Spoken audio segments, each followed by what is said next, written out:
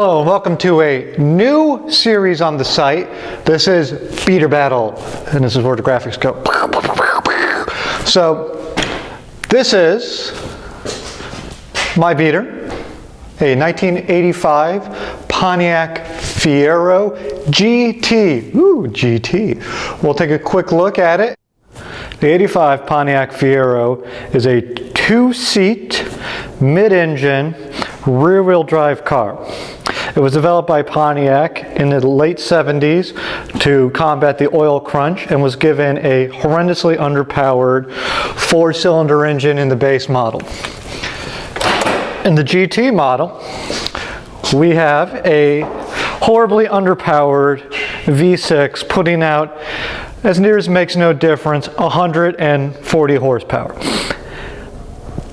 This being peak 80s, of course, we have pop-up headlights. This being my car, of course, they don't work. The windshield is currently cracked. The heater core currently does not work. It's got a wonderful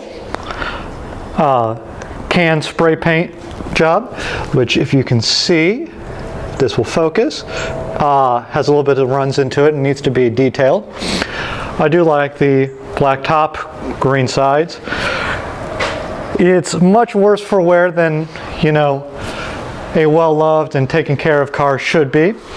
But the motor works, the transmission works, more on that in a moment. And most of the car is functioning the way it should be.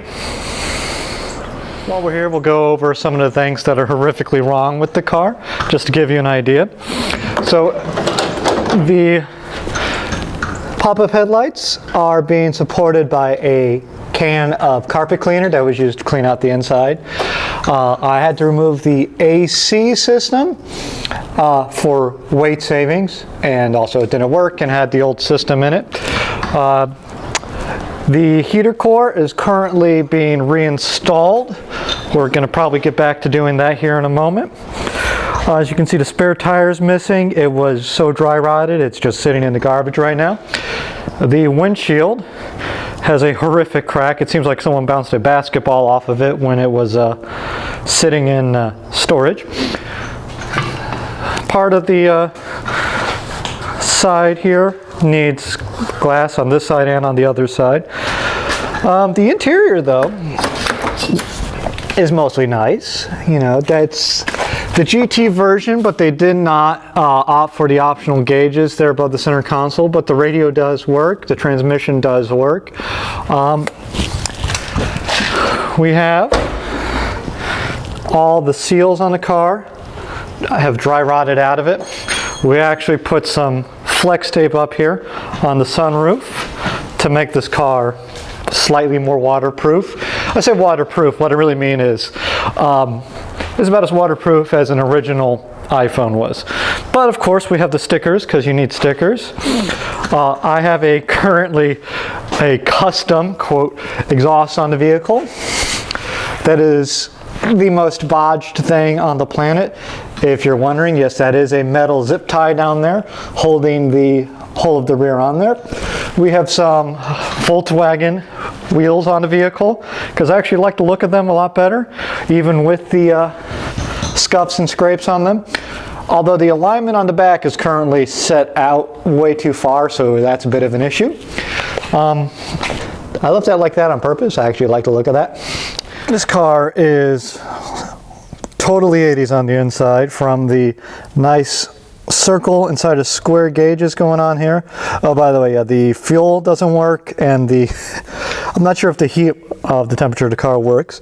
AC definitely doesn't work, and we got a radio that does work but has no antenna, so all we really get is static. I need to find a cassette for that. The door locks, the previous owner decided he was just going to take those out for I have no idea what reason. We have no headliner, which makes it a little bit noisy in here. Another wonderful 80s detail is two ashtrays, no cup holders. So I'm roughly in the car for about $600 between the purchase price of $400, clutch, oil change, spark plugs, breaking some brackets, putting on the new brackets. A lot of time, a lot of effort has gone into this vehicle, but not a lot of money, as you can probably tell. The thing that really totaled this car from the previous owner was that clutch job. It's a giant pain in the butt. The rear of the car sits on a bit of a cradle, so it's got its own little subframe, I guess is the right way to put that. And you have to drop the whole subframe, which then you can pull out the transmission, throw the transmission back in there, throw the half shafts back in, and then button everything back up. That being said, when I dropped that, I didn't give enough slack into the electrical, so the whole electrical between the ECU and the rest of the car was broken, so I had to redo all that. So realistically, if this was something you were to buy and do and get someone to do all the work for you, you're probably looking at still a sub $12,000 car. That clutch job from a reputable shop is probably around $600. That being said, new wheels, new tires are basically nothing for this car. So, advantage Fiero. It is fun because it's a mid-engine car. These cars are notoriously like to lift off oversteer, or not lift off oversteer. Yeah, lift off oversteer, I guess it is. You go into the brake, you slam hard, and then go to accelerate, and it just kind of comes back out on you. I don't know what that's called, but that's what it does to you. The car does have a weird parasitic drain. We have to keep it pretty much plugged in all the time. I'm not quite sure what causes that, but as you can see over there, we got it plugged into the battery tender. I do love this random warning labels you get underneath here. Notice this vehicle requires a special coolant fill procedure. On the buying parts for perspective, you do have to be careful about looking for just Fiero parts. You have to kind of know the nuance of, like, when I needed a harmonic balancer, for example, another big part of the car that I had to fix. You can't go into the auto parts shop and ask for, hey, I need a harmonic balancer for an 85 Fiero. No, what you got to do is you got to go in and go, I need a harmonic balancer for a 84 V6 S10. Oh, you don't have that? What about an 86 V6 Camaro? Oh, you do have that. So there's a lot of little tricks of the trade. You have to kind of know the car better than the parts department guy, which isn't that hard, really. It's a little cold out here, so I apologize for the kind of Vaseline effect on the lens from the moisture. But it does give me a chance to come out here. We just finished installing an O2 sensor, and I could give you a taste of how this thing sounds.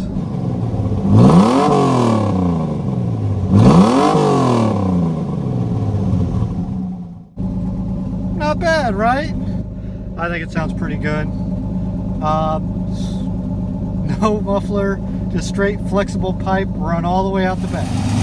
You can see our wonderful, just kind of put it in there approach to the O2 sensor. Our oxygen sensor's a little beat up, but it all works. There is a bit of a leak coming from somewhere. Right there. So that explains why we're getting a bit of a vacuum leak. We're going to have to fix that. Ooh, that's hot. So we're going to have to get some high temp stuff. You can see my strap there really didn't work out the way it was supposed to. So you may have noticed the beard is slightly longer and the hair is slightly more disheveled, or maybe less disheveled, depending on your preference for it.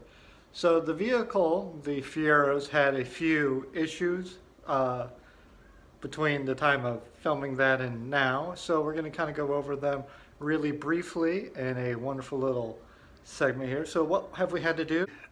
Intake air temperature sensor, which helps with the map of the fuel of the car, was running super lean. So it was throwing a code. I have OBD1.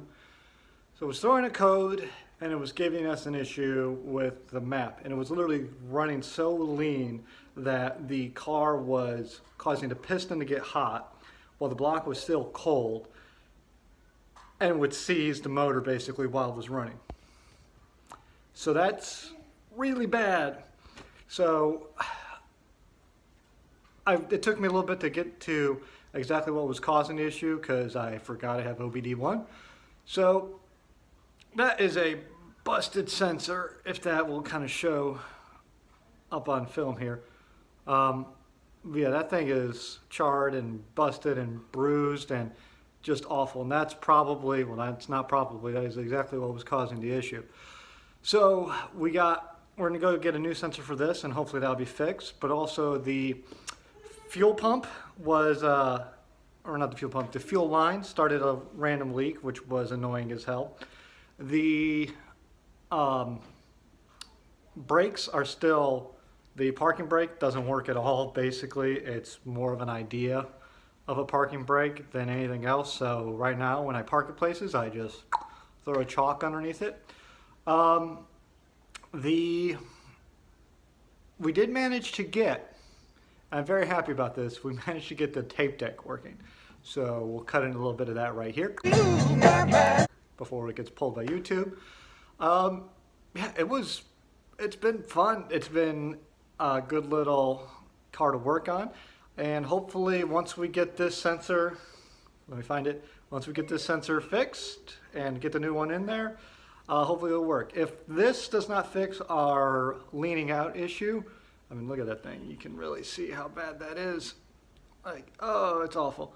So if that doesn't fix our leaning out issue, there's another sensor, basically the same part number like this, inside the coolant block. I know what you're saying, why aren't you buying both at the same time? Well, that's because I'm a cheap person with a cheap car and I don't want to spend a lot of money on it.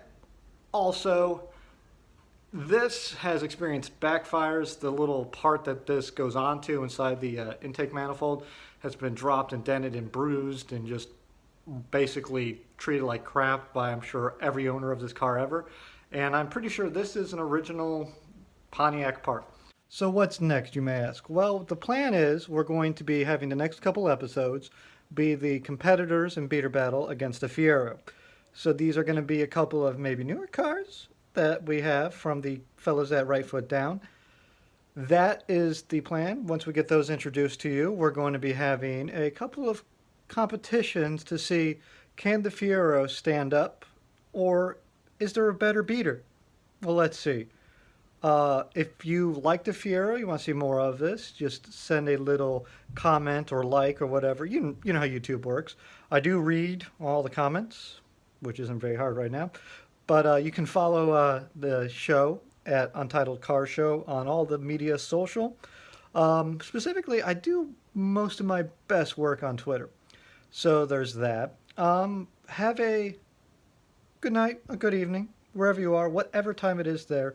Thank you so much for listening. Please be safe out there.